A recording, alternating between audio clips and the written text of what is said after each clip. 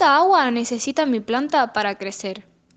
¿Por qué mi planta no crece? ¿Le estoy dando la cantidad de agua que requiere? Hipótesis. Puede ser por falta de información, la planta no recibe una iluminación correcta o tal vez le estamos dando demasiada agua. Como objetivo general, identificar por qué mi planta no crece. Objetivo específico. Distinguir qué tipo de planta tengo, identificar qué clase de planta es según la necesidad de agua que ésta necesite y cuánta iluminación necesita. Como respuesta a mi problemática, mi planta podría no estar creciendo por estas razones. Si la planta no está en una posición donde pueda recibir luz solar, no podrá realizar la reacción dependiente de la luz, que es donde la energía luminosa es absorbida y se convierte en energía química. Si no sucede eso, no puede realizar el ciclo de Calvin y tampoco producirá glucosa y eso en consecuencia hará que nuestra planta muera.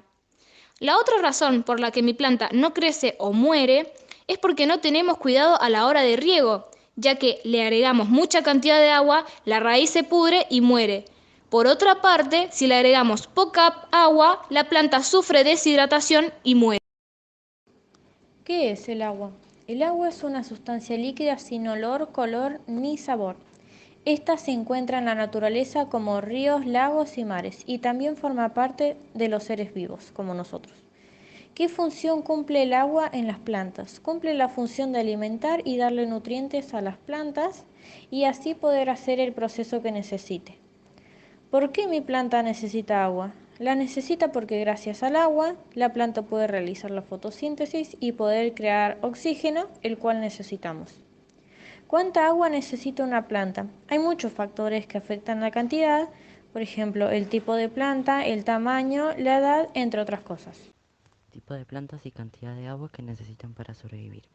Las plantas se pueden clasificar en tres tipos dependiendo de la cantidad de agua que necesitan.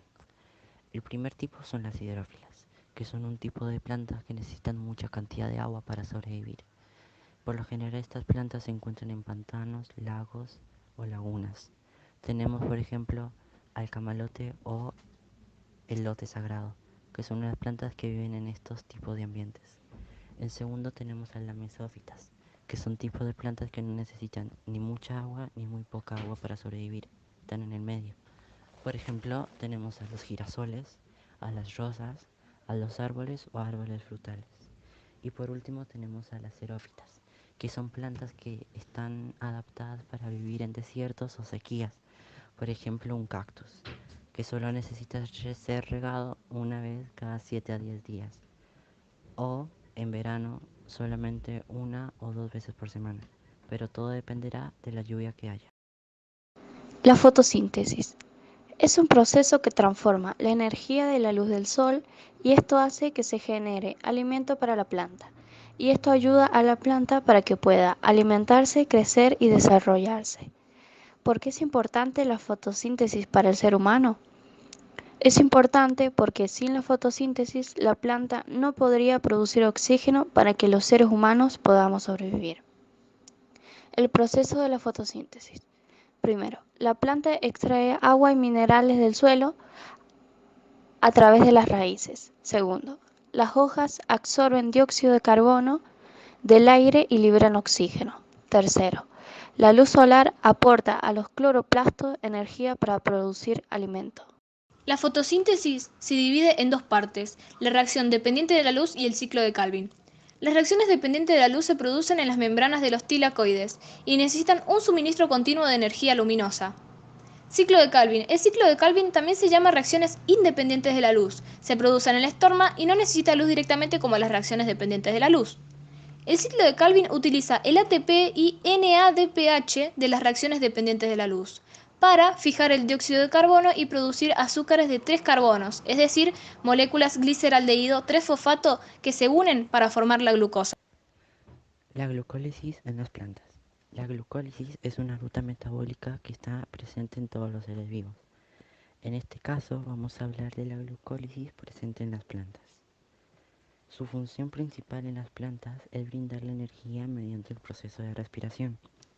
Y en las plantas se realiza la glucólisis en el citosol y se obtiene independientemente de la cantidad de luz obtenida, como se nombra anteriormente en el ciclo.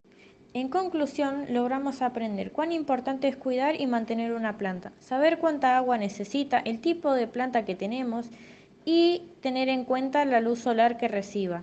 Por eso siempre hay que estar bien informados sobre qué planta tenemos y los cuidados que necesita.